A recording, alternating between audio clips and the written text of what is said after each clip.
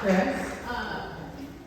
Yeah, so I know the first thing you think of when you think of a football strength and conditioning coach is you think someone that looks like me, right? Probably not really.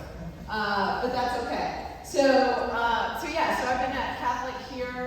I'm going in my second year full time. So doing a lot of really cool stuff with the students as far as nutrition, strength and conditioning, all those types of things. So coming in today, I know it says general and sports nutrition. I didn't really know what direction to go.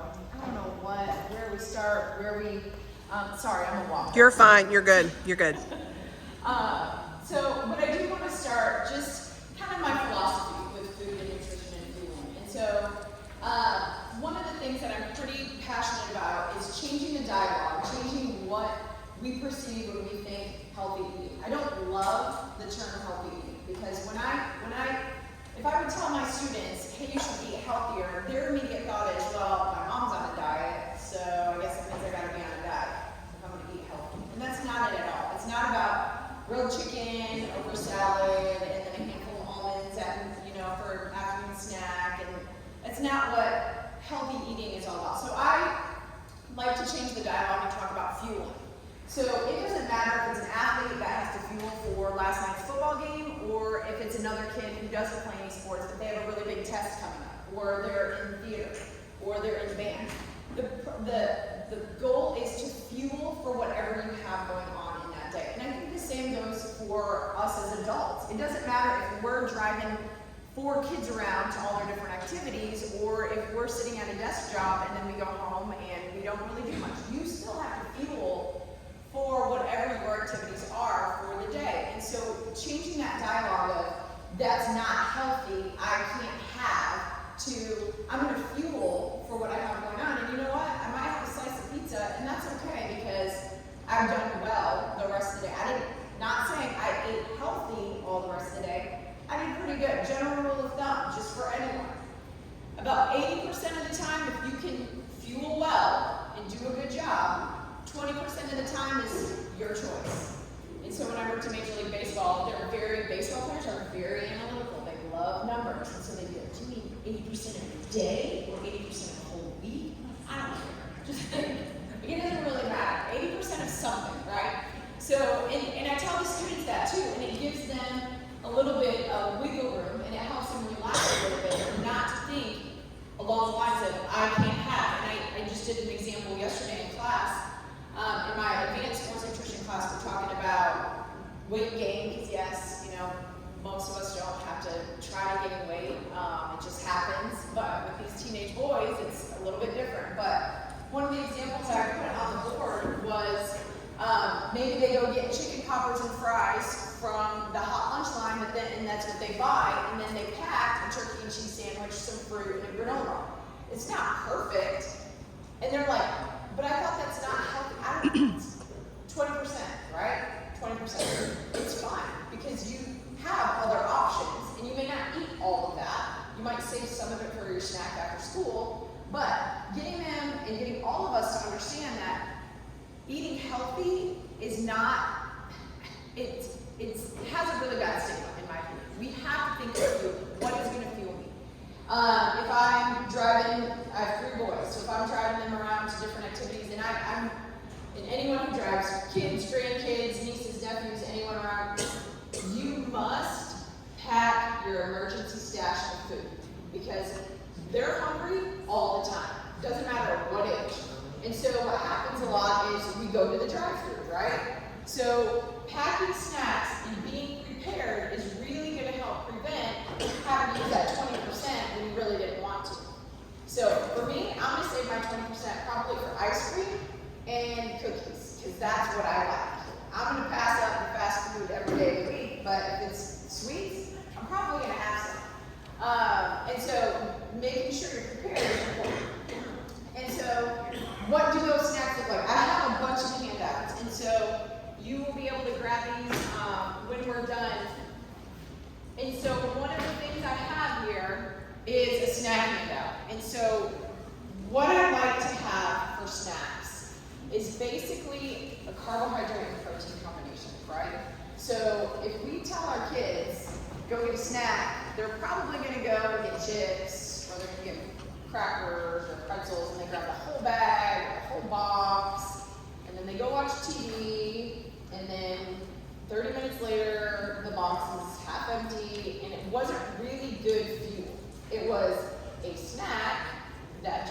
of kept them busy for a while, but was that really the best fuel choice? So with that, you know, this is my oldest, he's trying to gain weight. And so I tell him, I'm like, all right, he's a sophomore here. I'm like, if you're gonna get chips and what? And so he'll have guacamole with it. So he's gonna get fuller faster. Guac is a great heart-healthy fat, and it's quality, nutrient-dense calories. Yeah, he's eating Doritos with it, but he's not going to eat half a bag of Doritos because he's going to be full way before, and we're talking about higher nutritional quality with that guac. Or he grabs pretzels. I'm like, pretzels and what? Okay, I'm going to grab the peanut butter. Cool. So again, peanut butter, high calorie, great heart-healthy snack. And we do the natural peanut butter, so there's not all the hydrogenated oils and that sort of thing in it. So, and what? If he was going to go grab some crackers, I'd say, and what? How about some cheese? String cheese, you know, cheese cubes, whatever. So it's the and what? Where can that protein come from? I'm going to snack on some granola. Granola and what? What about some Greek yogurt? There's your protein. So kind of think along those lines. And so this snack handout that I have gives you some good ideas. And it talks about pre and post, but really, I mean, you know, pre-exercise, post-exercise, but really it can be for whenever. And one thing I think, this is another thing we talked about in class yesterday, our perception of what snacking is should really change. So we assume that a snack is just a granola bar. A snack is just a bag of chips. Why can't a snack be a ham and cheese sandwich and some fruit? It can. It doesn't have to be what we have perceived for so long as a snack. And also it's not the Google answer, right? A handful of almonds, for most of us, is not that satisfying. If I have a handful of almonds, I'm like, all right, where's the dark chocolate to go with it? And I'm still hungry, so now I'm gonna go find the chips so I can make this something that I really wanted to eat, right? So you know, you can Google all day long and get all the perfect answers. These are the perfect answers, these are the perfect snacks, these are the perfect meals. You should have salmon and a vegetable every night, you know, all the things. But we don't live in that world of how Google is going to respond. We live in a world where, oh my goodness, my kid's braces got messed up, and so now I don't know what to do. Now I have to miss lunch because I got to run with the kid to the orthodontist, and so my salad with chicken on top is just going to sit in the fridge because he had to miss lunch too. So now we're both going to the drive-thru. Life happens. And if you're a grandparent and uncle, that sort of thing too, you might just be, you know, doing your thing and enjoying your day, and then you get the call, hey, Johnny's braces are in his hand, can you take him to the ortho? And then your whole day changes. So we can't assume that every day is gonna look perfect. And getting the students to understand that as well is really, really difficult. But with that, sorry, I'm kind of all over the place, so, but that's just, I mean, this is how I teach too, so it keeps their attention. So like, wait, what? Where are we going? What's next? But with that, shoot, now I just lost my train of thought. It's totally fine, right? Planning ahead, that's what I was thinking. So, and again, this is like the same lecture I did yesterday. What we have day to day is not a secret. It's not a secret what our kids' schedule is. We know, because we have a calendar. Here's kids' practice, here's competition, here's band concert, here's school function, here's my job activity, it's not a secret. So to show up every day to work or to school or whatever and think, oh my gosh, I didn't know I had this. Yeah, you did. You did. You just chose not to plan. And one of the things I tell myself, when my kids get home from school, I'm like, all right, there's no sitting down until lunches are packed for the next day and until I know what the next day looks like and how I plan it out. Because as soon as I sit down, I'm falling asleep. That's just how it is. So I'm done. So if you know your schedule, like you have on your refrigerator, you got your grandkids' schedule on your refrigerator, whoever schedule it might be, you know. So as a grandparent, any grandparents in here? Few? Yeah. So you could be the hero, right? Be the superhero. You're showing up to your kid's baseball game or your grandkid's baseball game, and they're like, Mom, you didn't pack any snacks. Oh, but I got you. What do you want? I'm the best grandparent ever. I got all this stuff for you. And so, you know, then you look really good and you have good fueling for them, and you're like, I know what this is all about. I'm such a great help. And so do that. But yeah, so make sure you plan each day. And if you have a kid or a grandkid who is trying to gain weight, it is hard. So my 15-year-old, I can't just pack a sandwich for him for lunch. So his lunch is leftovers from the night before, so it's going to be whatever protein we had, a vegetable, whatever starch, whether that's a potato, rice, and then it's usually yogurt and probably fruit, and then maybe a granola bar. That's lunch. And then I have to pack another post school day snack, which is usually a peanut butter and jelly sandwich and some chips and something else. And so then he eats that before baseball practice. Like, it doesn't stop. I just went grocery shopping this morning and I'm like, it's 3 boys. So this is my shopping cart. But yeah, so it's a lot, but planning is so important. And there's gonna be times where you just forgot or something else came up and you have to use that 20%, and that is totally fine. I think the biggest thing is not to get so hung up on doing everything right, but just making sure that you're doing most things the best you can, right? Because that's all we can really expect for ourselves. Another thing I wanna really hit on, especially because it's hot outside right now, is hydration. And this is important not just for our kids, grandkids, but for us as well. Making sure we are staying hydrated in this heat is so essential. Hydration, so I do this activity in class, and it's all the different organs: brain, lungs, spleen, kidneys, blood, all the things. And so the kids have to tell me what percent water they think each of those organs are. And so we'll go through, kidneys, it's like 76% water. Blood is 83% water. The brain is, I think, 80-some% water. And so I'm like, the moral of the story is we need water. It's important. And so I know a lot of times we get, juices and sodas and teas, and we're like, well, I'm drinking something because I'm, drinking coffee all day long. Okay, well, is that really the best hydration for you? Probably not. And also, the older we get, the more our thirst mechanism turns off. So that makes it even more important to stay on top of that and make sure that we're hydrated. Also, as we get older, so one of the systems we look at is the muscular system. What percent water is your muscles? 70%. So as we age as well, our muscle mass decreases. That's just what happens to us. So if our muscle mass is decreasing, that means we don't hold as much water, and then we lose our thirst mechanism, and we don't have it the way that we did as teenagers. I mean, we're putting ourselves at a really high risk of having some serious health issues in regards to dehydration. And we hear about it all the time, whether it's a teenager or someone in an assisted living center where there is a heat-related illness that leads to death. And so making sure you're understanding and aware of dizziness, nausea, if you stop sweating, fatigue. With football, it's tricky because they're like, well, I don't know if those symptoms are if I hit my head or if I'm dehydrated. I'm like, I know, it's a little bit trickier for you guys, but for the rest of us who are not playing football, those are some signs and symptoms. Also, your brain has a high water content. Your brain is basically water and fat. So if we're dehydrated, our brain is literally shrinking. So our ability to focus, concentrate, have a decent reaction time, remember things, all that stuff declines as well. So it's not just the physical that we experience from a negative perspective when it comes to dehydration, it is definitely the mental as well. So keep that in mind, incredibly important. Another thing I wanted to cover, just really quickly, I think, did we start on time? We've got about 5 minutes. Oh man, that time goes fast.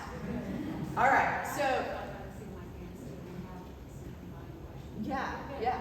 So one other thing I wanted to talk about, and this is something where the kids really, they get frustrated a little bit. So breakfast, right? We all know how important breakfast is for our kids and grandkids. One thing I want everyone to keep in mind is our teenagers, their normal 24-hour clock, their normal circadian clock is not like ours. They are not wired to go to bed at 9 p.m. and wake up at 6. They just aren't. They are wired to go to bed 11 o'clock, midnight, and wake up around 9. Well, that can't happen with school, right? So a lot of them wake up and they're like, I will physically be sick if I try to eat something. I do not have an appetite. So for me, I'm like, I get it. I get it. If you can get up and eat, that is awesome. But I understand if you can't. So what I want you to do, and so we talk about different strategies. So a couple of things. If your child, grandchild, whoever has that problem, help them focus on what they're eating the night before. They get a really great dinner and a good hearty snack before they go to bed. Is that the perfect solution? No.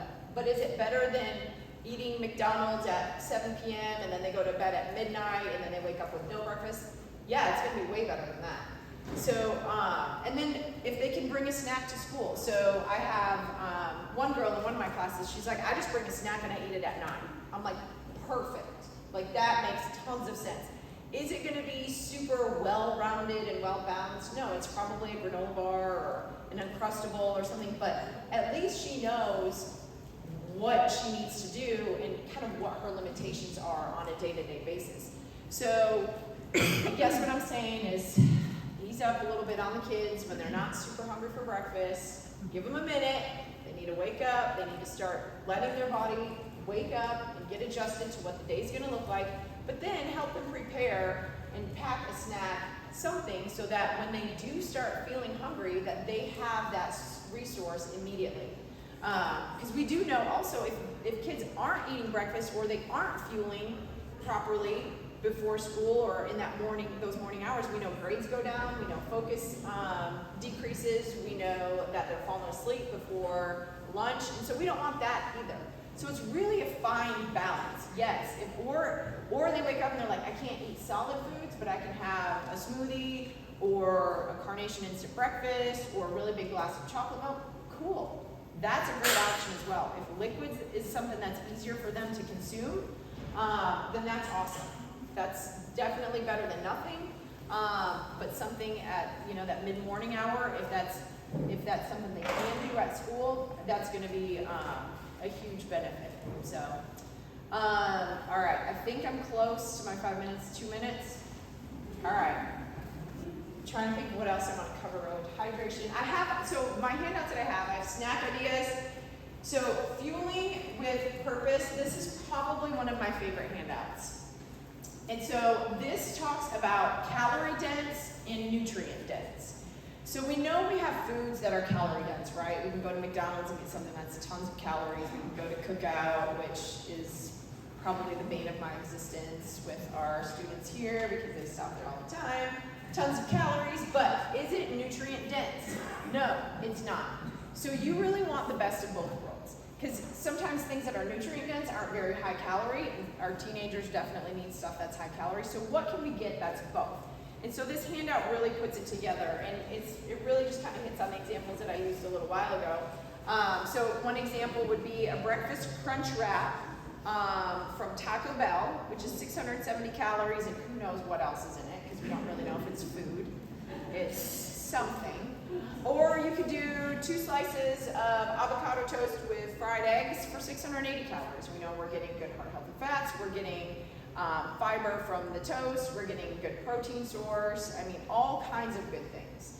So, and then I have other examples. A Chick-fil-A cookie is 370 calories, which they are delicious, because I do like cookies. Or apple slices with peanut butter, you're getting 300 or more calories from that. Especially we know kids are not just having a serving of peanut butter, they're having like 3 servings, so you're gonna get a lot more calories, you're getting fiber, tons of vitamins and minerals from the apple, the good fats from the peanut butter, all those things. So this is just one of those handouts that I really like because it really hits home on calorie dense versus nutrient dense and what can hit both of those categories. So I will be in that room for about 10 minutes to do some questions. No? What I thought we might do is